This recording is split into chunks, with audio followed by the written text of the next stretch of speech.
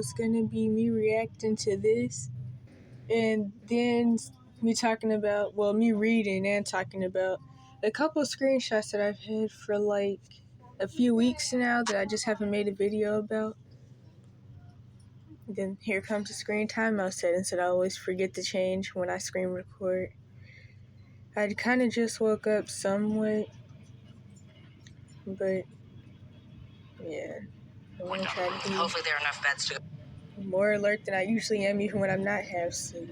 5, the city of San Francisco following up on its pledge to clear streets of homeless encampments. How officials are trying to bring a humane solution to the ever-widening crisis.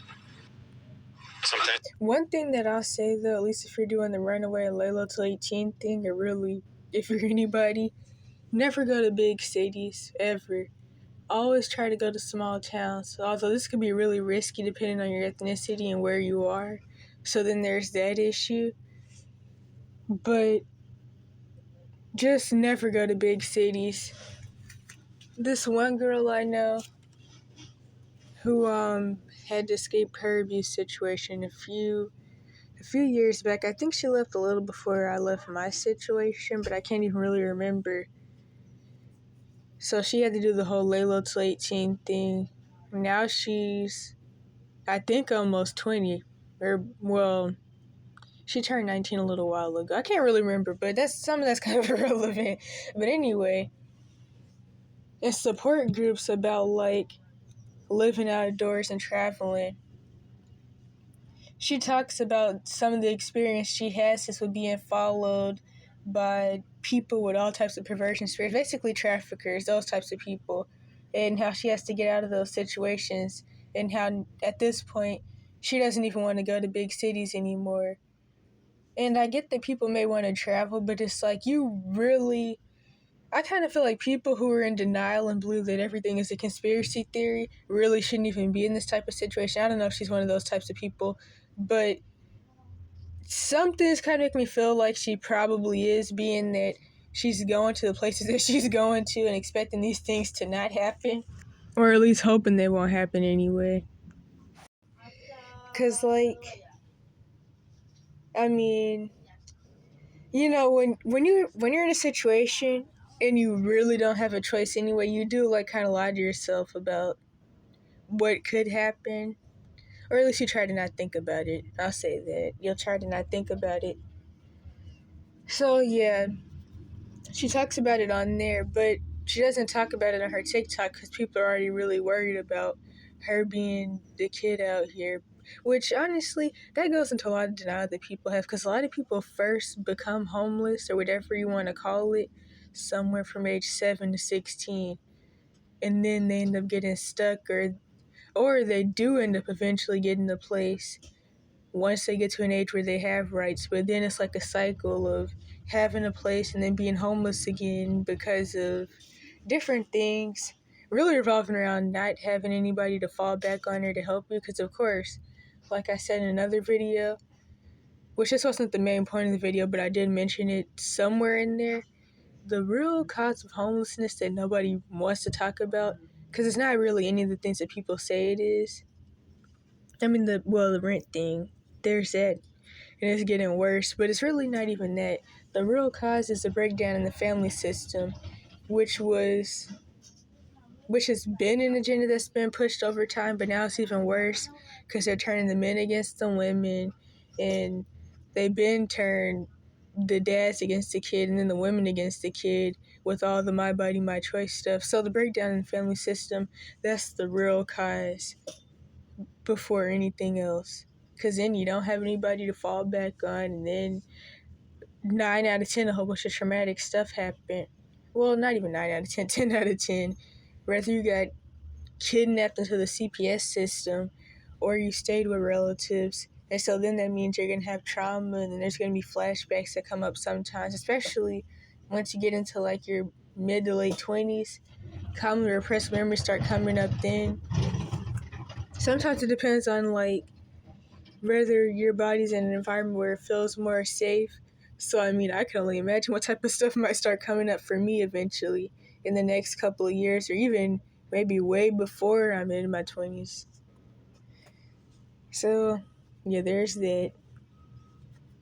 Takes that opportunity, and then they take it, and that's where we. Oh, wait a minute, hold up. And also, it's just more dangerous trying to like sleep in cities because then you're trying to sleep outside of buildings and on sidewalks and stuff and set up tents in cities. And it's just really risky.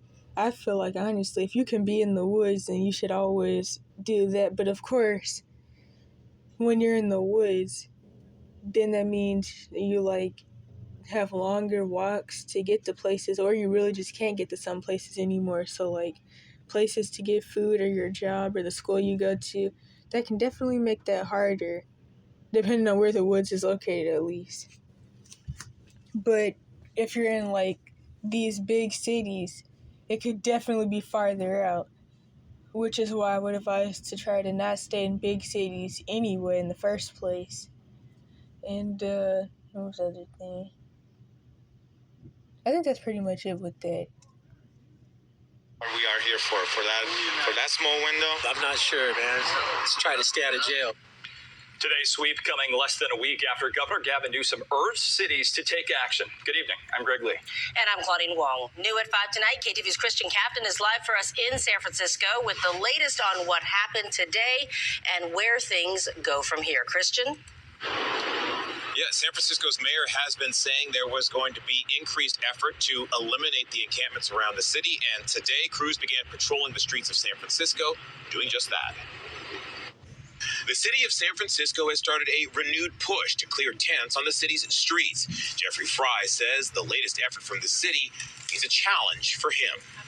Damn right about that. I'm like, I think it's BS too. Like, but I mean, I guess we're trying to make stuff safer for people or something like that. But I don't know. I think it's because of course there's always been this mindset around poor people where people with more money or people who pretend they have more money but try to like ignore the fact that they're about to be broke and their bank account is about to be wiped eventually and they're gonna have to start from the bottom.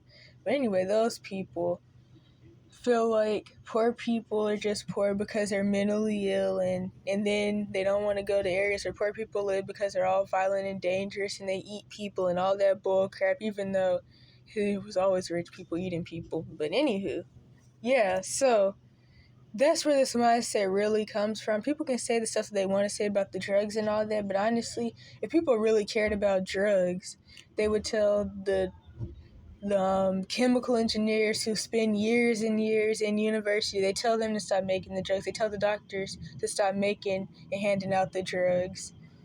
They tell the police and the military to stop trafficking the drugs, and all of the other law officials or whatever you would call them that are trafficking the drugs. That's what people would do if they really cared about drugs.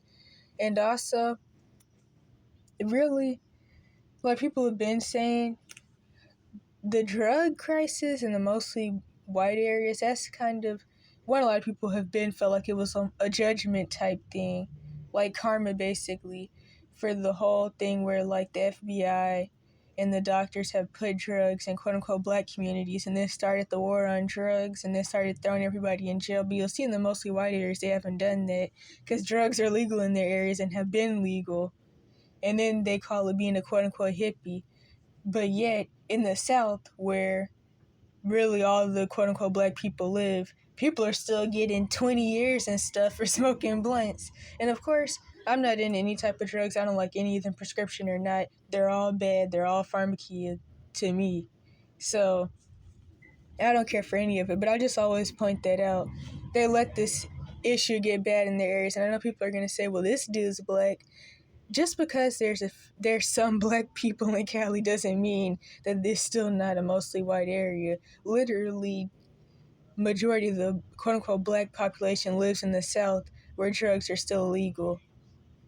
And yeah, so people are getting 20 years and stuff for weed, but yet in mostly white areas like Cali, people are just standing outside doing drugs all day. And then the organizations hand out drugs and needles, and they call it quote-unquote, dang, what do they call it? Harm reduction. There we go, because I can't ever remember, and then actually say damage control, and that's totally something else. Which is funny, because I already have a video where, like, the usual bullcrap happened where somebody called the police on me over some bullcrap, and they said I was a kid holding up a sign about how I will wash cars and stuff for money, which honestly never really gets anywhere because of course nobody's gonna trust me enough to let me wash their car anyway. But I still try. And then I do house cleaning sometimes, not really so much anymore. Which that's kind of a funny story, but I'm not going to go into that. So somebody called the police because of that, of course. And luckily, since I'm 18 plus now, the police weren't able to throw me into the Cash for Kids system because I've had to find ways to get out of getting arrested so many times. Because of course, when you're under 18, you're not being trafficked and abused through the Cash for Kids system or being somebody else's cash cow and punching bag. You're considered a fugitive and a criminal. And it's even worse than being homeless 18 plus. Which, of course, 18, that's still a teen, but that's when you get more rights anyway. So, that whole thing happened. And they were literally trying to search me for drugs. And it's like, how are you going to try to search me for drugs? Which, of course, I wouldn't have any. I don't even do drugs. But it's like, how are you guys going to do that when they're legal here? So, you're about to throw me in jail for drugs when you let everybody else just sit around doing drugs and you let the rich people just sell drugs all day. Like, I get arrested every 3 months for nothing, but I have to watch rich people get out of their cars with bags of drugs and sell them to people and traffic drugs and stuff. And of course, police are never going to do anything about real issues. They spend all their time harassing homeless people. But of course, they're never going to do anything about trafficking because, for one, the people that are doing the trafficking, a lot of them are above them, at least the ones at the top anyway. And not to mention the police also have their hands in trafficking. And I mean of people, not just drugs. So, of course, the real issues are never going to be handled. And the overall thing with this homeless encampment cleared and people saying yes, throw them all in jail and into mental asylums. The thing with that is that people are really brainwashed and stupid and ignorant. What all this is really for is for the breaking down of the Constitution.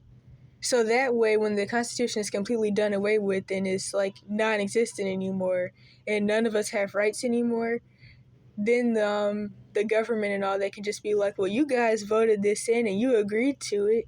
Because, of course, when people feel like something doesn't affect them, they don't care. But when it affects everybody, then people are going to be jumping out their windows and hanging themselves and stuff, if I can even say that on here. So, yeah, that's the real goal with all this. Even when it comes to things that have nothing to do with homelessness, even with, making laws about what people can and can't say, and taking away the freedom of speech, people are willingly breaking down the Constitution, and then they're all going to play stupid, dumb victim when it's completely done away with. I think it's still a hassle. City crews say they try to engage with those living in tents, offering mental health care and or drug and alcohol counseling. Because, of course, they want to make everything about mental health and drugs when it comes to poor people. And especially the homeless situation, because they want to throw everybody in asylums anyway. But what people don't know is that when these asylums are built, anybody who's not doing what the elites want them to do is going to be thrown into these asylums. They think it's going to be a homeless thing. That's just what it's being framed as right now. But when things really hit the fan and we get deeper and deeper into the beast system, this is going to be about everybody. Anybody who's not doing what the elites want them to do is going to be thrown into these prisons. In fact, when things really get deeper into the beast system, they're going to quote-unquote eradicate poverty anyway, so everybody's going to be thrown to these tech prison homes anyway. So there's not even going to be homeless people unless you're somebody living off the grid trying to hide from the systems in the woods or something, which means you're going to be on the move constantly. And that's going to be a totally different situation. So when things really hit the fan, there's not even going to be homeless people anyway, but yeah. Give at least 2 days notice that a sweep is coming and offer to hold on to the belongings of the person in the tent. The city's homeless outreach teams offer shelter beds that are available immediately. And of course, people under 18 can't even go to shelters unless, you're lucky enough to find a place like I did where you could at least come shower and just lie about your age, which of course people still don't believe I'm the age I say I am, but that's whatever though. But it's like, laws like this just make it way worse for people who are doing the little till 18 thing. You're already hiding and on the run. Even if there's not a missing persons report out for you, you're hiding it on the run because when you're under 18 and you're doing this, you're considered a quote-unquote fugitive because nobody's making money off of you, to make a long story short. So stuff like this just makes it even worse. It makes it even harder for you to hide. And what else? Even if you're in the cash for kids system and you're like in CPS, but you don't have a placement at that point in time, so you're one of the 13-year-olds ganged up living under bridges in New York or something. Laws like this make it even harder for you because then they're going to be throwing you in jail, even though you technically are in the systems that they want you to be in. Well, not technically, you are. You just don't have anywhere to be at that point in time. We offer it, see him, we give him what the opportunity is right now. You know, there's this opportunity to be at this navigation center, or at this shelter, or this hotel, that kind of thing, whatever's available in the day. And then like, okay, I'll take a navigation center, but all right, let's go. Joel, who didn't want to reveal his last name, said he's been told he could be arrested if he didn't clear out. He said he just wants to be left alone and that he's not interested in a shelter bed. You go take your stuff in there and just lose everything. One thing I will say, though, is I don't know why people are acting like these laws have just now made it illegal to be homeless or just now made people, like, start getting arrested for being homeless. This has always happened. I mean, sure, it may be getting worse, but I don't know why some people are trying to pretend that this just started. It was never legal in the first place. Everything and get kicked out. I don't know. That's happened to me. I prefer to be out here, but we'll see what happens. Anybody that's trying to tell people to go to shelters and then they won't be homeless anymore, for one, doesn't even know how shelters usually operate. And, well, yeah, they don't know how shelters operate. I was lucky enough to to find a shelter, be near a shelter anyway, that for one had pallets. I mean, of course they don't have air conditioning or anything, but it's still your own space. And two, they don't have, like, curfews or anything. Also, the not checking ID thing was really good for me. But since they don't have a curfew, you're not like at the usual shelter where you having a job or having places to go and things to do is put on the line because you're not allowed to go anywhere. And if you do go, you can't come back. And then that kind of defeats the purpose of even being at the shelter unless you're just keeping your stuff there, which commonly in shelters, you can't really have that much stuff anywhere. Not only will it get stolen, but you literally can't have things at the usual shelters. Like, I remember when I was in Birmingham, Alabama, they couldn't even have phones in there. So, like, you couldn't even own a phone in the shelter.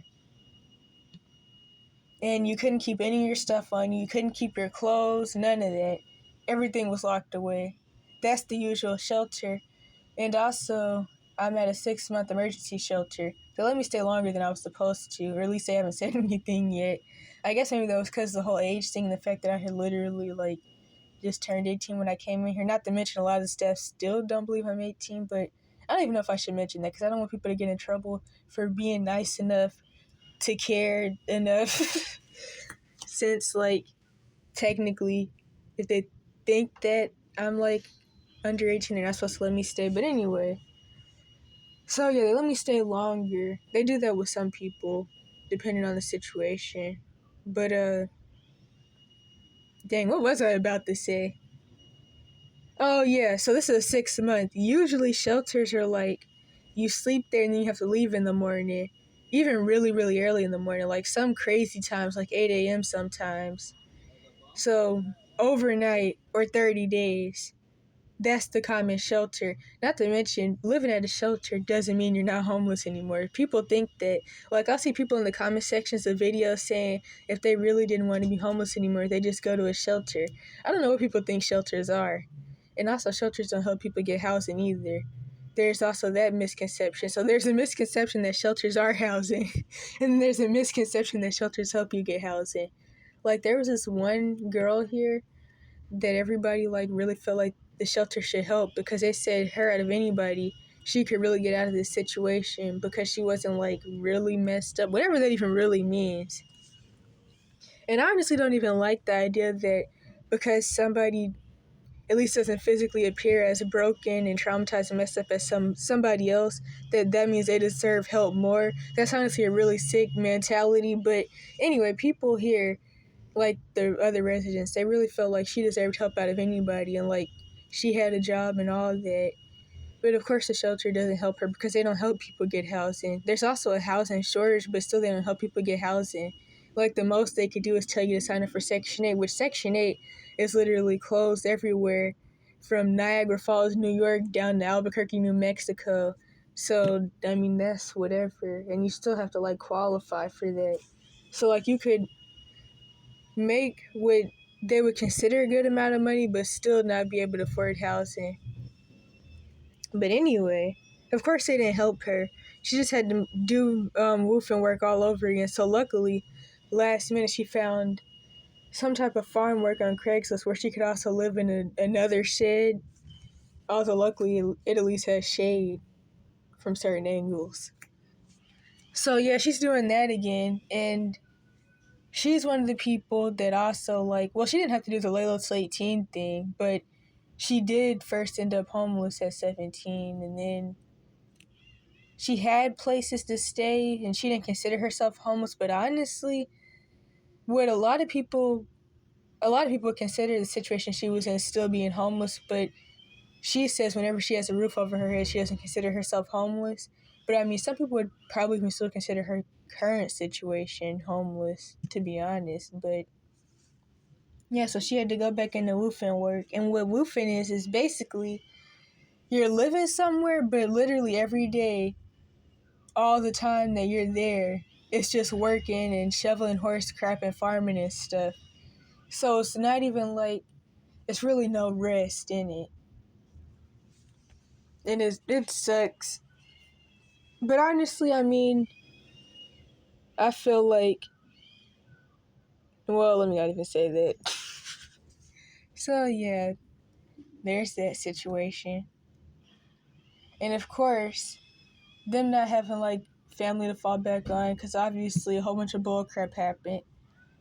That just makes things way harder, and that's why they commonly sometimes fall into situations that they do, which they started falling into what they consider homelessness in 2020 during the whole, what can I say, the pandemonium thing.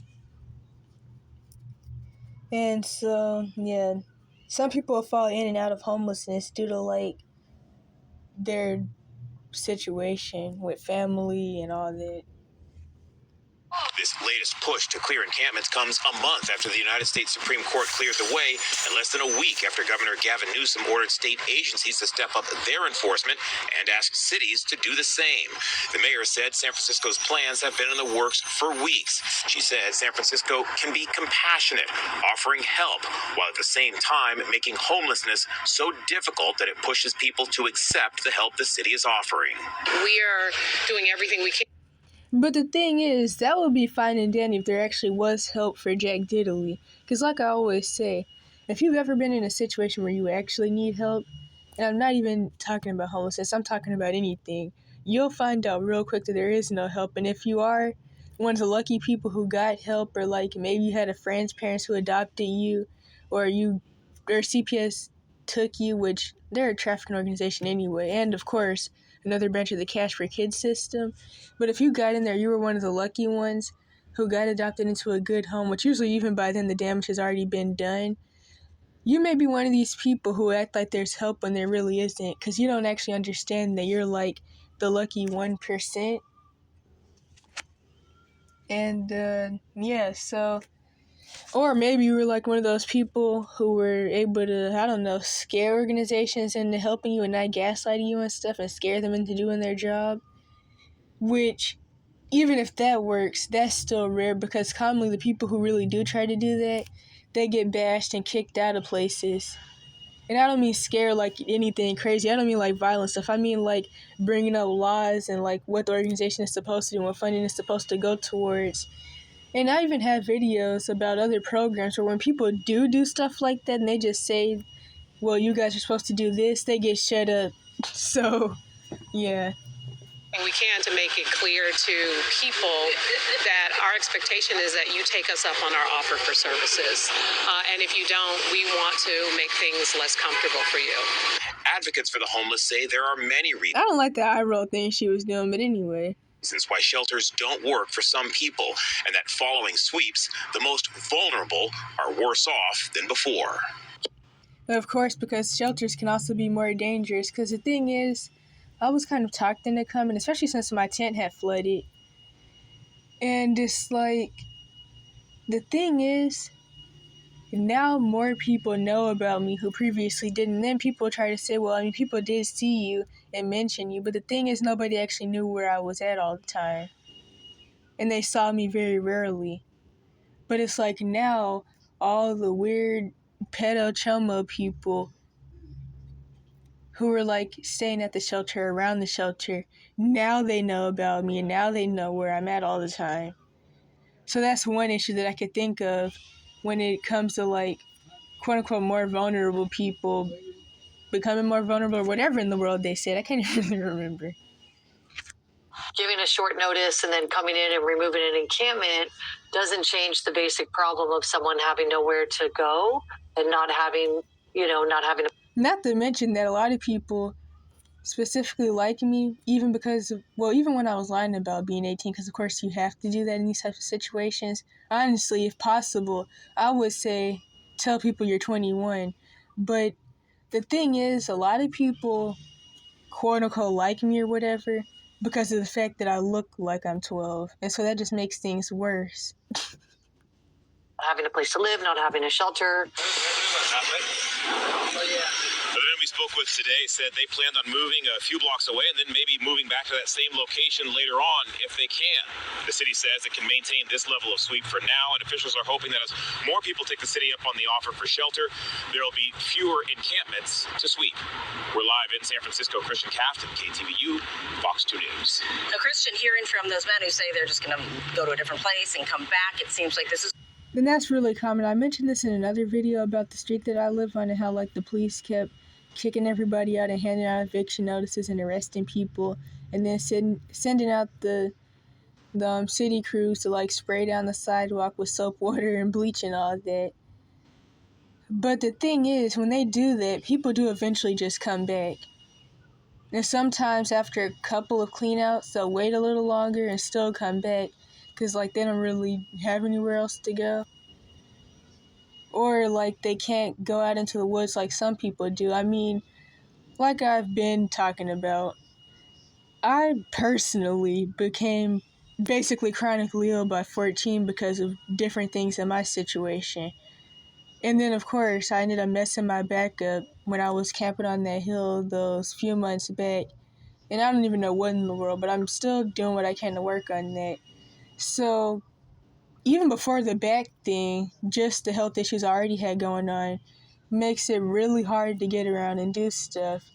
But I can only imagine being like 1 hour plus into some forest and then having to come out every day to get food and go to work and go to school and all that. This is going to be kind of an ongoing effort between the city and, the people who are unhoused in the city. Do we have a time frame of when the mayor thinks that people, will see kind of an impact of what these sweeps are doing in terms of the landscape of the city? So no time frame as of now. Like I said, I did reach out to the mayor. I did talk to the mayor and ask how long can you sustain this effort, and she said we can do this for now. And the hope is that enough people will take the city up on that offer of shelter. That means fewer encampments, and so that means that fewer resources have to be spent trying to remove those encampments. So the hope. Oh, brother. So, I mean, they're admitting that they're using the funding money that's supposed to go towards helping and housing people to kick people out, which I already talked about this in the specific area I live in, where they claim that, well, okay, so they said $4.5 million is going to be used to do something about homeless encampments in a park. And then they claim that they were going to use it to maybe possibly house 20 people, which is insane for so many different reasons. But really the $4.5 million has been used to, of course, pay the police some more, to throw homeless people in jail, but also to pay people to like come clean up and move the homeless encampments and throw the tents and stuff in the trash and throw away people's birth certificates and social security cards for the people who even still had them left anyway. So yeah, I mean, at least they're admitting it, but of course people aren't going to read in between the lines because people aren't taught to do that anymore because I don't even want to go into all that. Hope is really on the part of the city that people do start taking the city up on the offer for shelter beds and then hopefully get moved into permanent housing at some point down the road. Hopefully there are enough beds At some point down the road. to go around as well. Okay. Okay, but you guys claim there were enough beds though. Thank you, Christian. We appreciate that live report.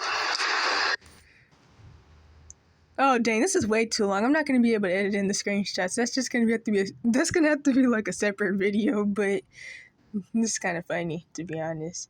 So yeah, that's it. Didn't know this had been 30 minutes already. So yeah, I guess the screenshots will be a separate video eventually, and then that's that.